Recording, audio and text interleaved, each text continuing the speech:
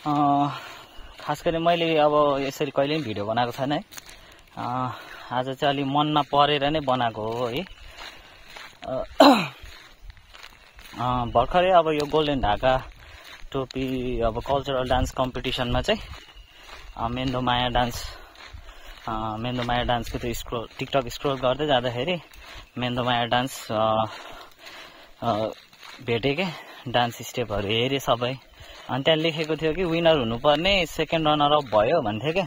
अनि त्यो भन्ने बित्तिकै मैले कम्प्लिटली कस्तो गरेछ भनेर हेरेँ होइन, मन लागेर।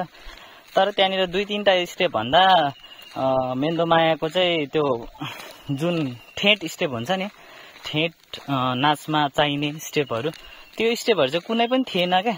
जम्मा 2-3टा बाइक कुनै पनि थिएन। सबै अब भन्ने हो भने धेरै कल्चरहरूलाई मिक्स गरेर गरेको थियो क्या त्यहाँनिर। अब साकेलाको स्टेपहरू पनि थियो, झाँगडको स्टेपहरू पनि थियो, किसानको स्टेप थियो होइन, किसान डान्समा युज भएको स्टेपहरू थियो।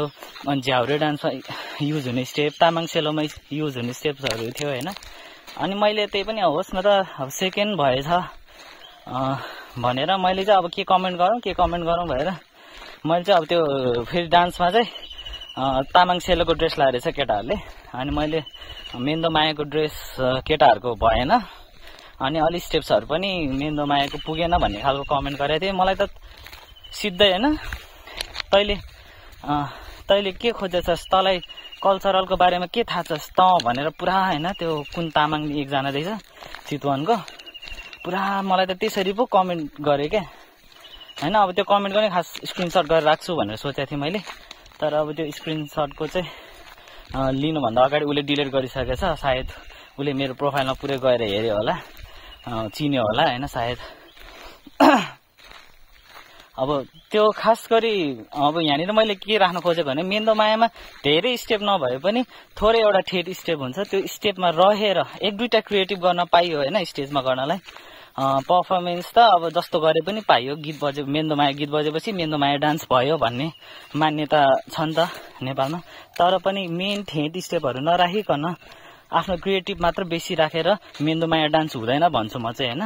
अनि त्यही कुराले त्यो बहिनीले भनेको कुराले चाहिँ मलाई एकदम चित्त दुख्या भएर चाहिँ मेन्दोमायामा ठेट स्टेपहरू चाहिँ के हुन्छ त्यो स्टेपहरूको चाहिँ मैले पनि डान्स सिकाउँदा बच्चाहरूलाई स्टेज पर्फर्मेन्सहरूको थोरै क्लिपहरू राखेर मैले यहाँनिर देखाउन खोजिरहेको छु।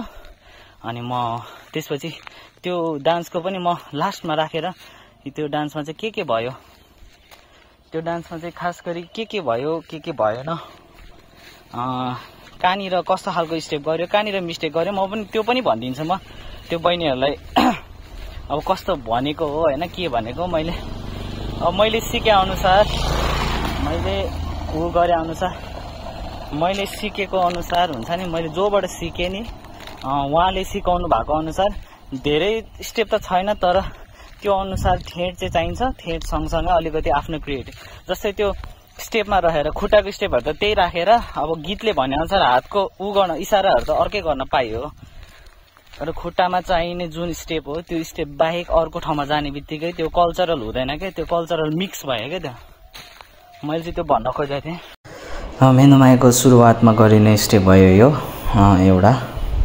अनि हजुरलाई यो एउटा छ, अर्को स्टेप छ यो दुवै आम्ने सामने बराबर, र अर्को यो भयो दुवै आम्ने सामने भएर लाइन चेन्ज गर्ने। तर दाहिने खुट्टा नै युज गर्नुपर्छ यसमा, देब्रे खुट्टाले गर्न पाइँदैन।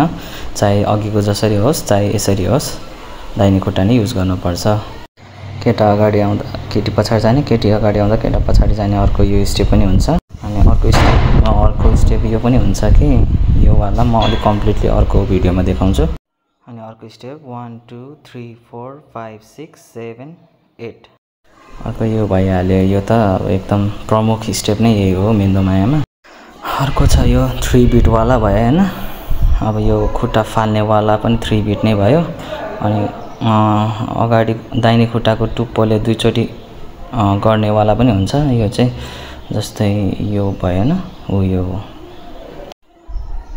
है, यो चाहिँ दाहिने खुट्टाले पनि 4 चोटि गर्नेवाला चाहिँ यो स्टेप हुन्छ एउटा।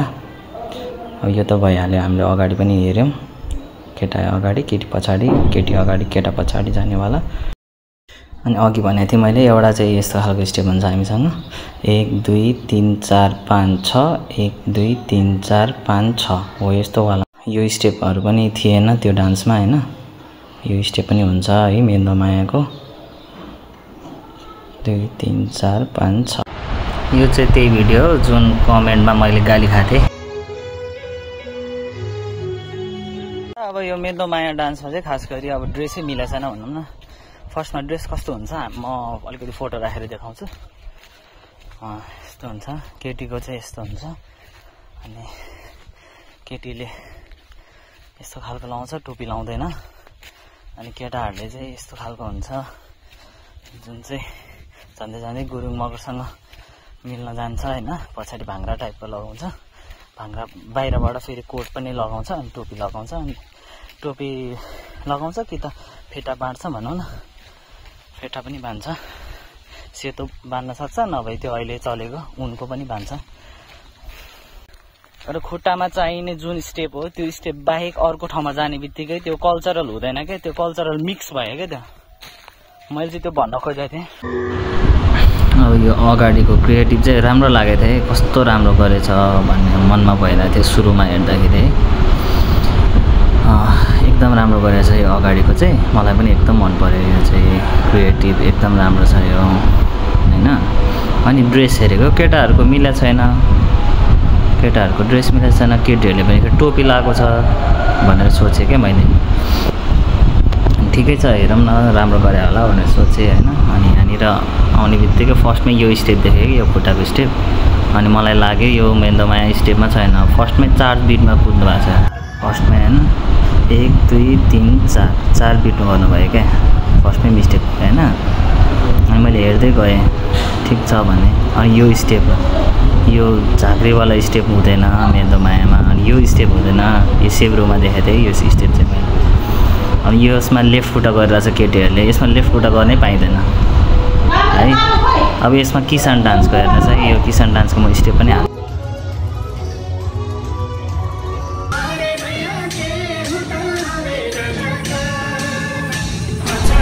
देख्नुभयो नि हैन, किसानको झन्डै सेम स्टेप छ किसान डान्ससँग। अनि त्यसपछि हेर्दै गएँ मैले, यो ठिक छ। अब यो स्टेप कहाँबाट आयो त हैन, मेन्दो मायामा यो स्टेप हुँदैन यो हैन।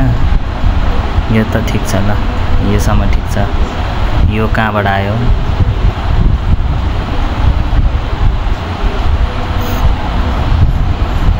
ल तामाङ सेलोको स्टेप भन्छ यो। अनि 1 2 3 4 अनि खुट्टा ऊ छ। अनि यस्तो गरेर साकेलाको स्टेप हालेछ है।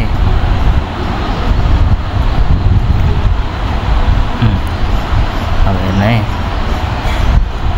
ल कुन स्टेप हो यो स्टेप छ मेन्दो मायामा, यस्तो स्टेप भन्छ यो साकेलाको स्टेप। अनि यो हेर्नु यहाँ मोडर्न स्टेप हाल्दैछ पुरै। अनि ओ अनि लाइन चेन्ज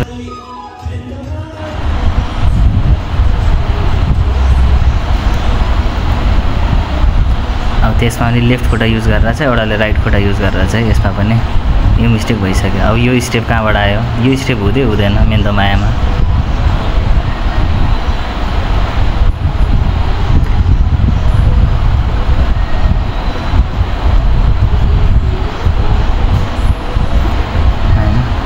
क्रिएटिभ गर्नुपर्छ तर यस्तो बिना पनि गर्नु हुँदैन क्या, जुन चाहिँ मेन्दो मायाको मौलिकतै हराउने गरेर चाहिँ हैन। ठिक छ यो क्रिएटिभ गर्नु ठिक छ। पुरै साकेला स्टेपहरू धेरै हालेछ क्या, हेर्नु न पुरै यो साकेलाको स्टेप हो यो हैन। यो फेरि झाँगडको स्टेप हो, यो चाहिँ फेरि यो झाँगडको स्टेप हो हैन। झाँगड सँगसँगै अरू खै कुनमा पनि गर्छ, हुलाहरूमा पनि हैन। अनि यो अब हेर्दै जाउँ अरू पनि के गर्छन्। अब यो स्टेप भयो। अब यो क्रिएटिभ गर्नु ठिक छ, 1 2टा गर्न पायो। अनि मेन्दो मायाको मौलिकतै छैन क्या ल, झ्याउरेको स्टेप हाल्यो होइन भर्खर फेरि। ल यो पनि झ्याउरेको स्टेप।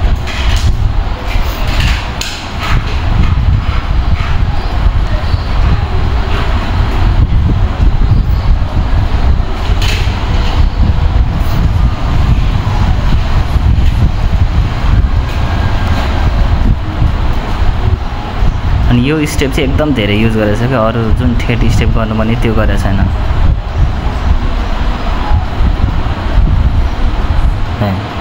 झन्डै यो म्युजिक बिना हेऱ्यो भने त साकेला जस्तै देख्छ क्या स्टेप, साकेलाको स्टेप गरे हो कि जस्तो देख्छ, हेर्नु है त।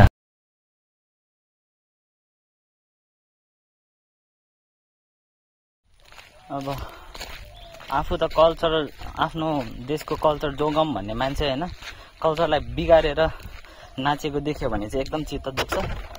अब यो गोल्डन ढाकामा कसरी सेकेन्ड भयो, के गरी भयो त्यो मलाई थाहा छैन, अब को जज पर्यो कस्तो पर्यो।